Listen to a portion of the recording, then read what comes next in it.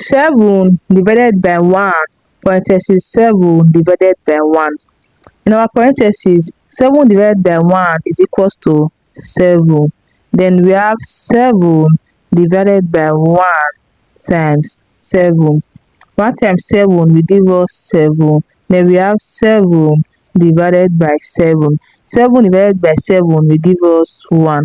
1 is the wrong answer to this expression because we did not work with the order of operation, which is PEMDAS. In PEMDAS, we have parentheses, exponents, multiplication, division, addition, and subtraction. Multiplication and division have equal priorities, such as addition and subtraction, working from your left to your right in order to arrive in a very correct answer.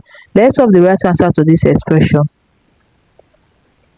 First of all, we solve our parentheses, which is 7 divided by 1. 7 divided by 1 will give us 7. Then we have 7 divided by 1 times 7. Remember, if a number is close to a parenthesis, know that there is a multiplication sign in between.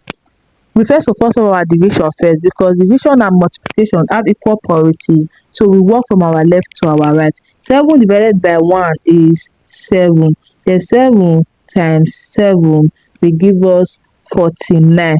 49 is the right answer to this expression.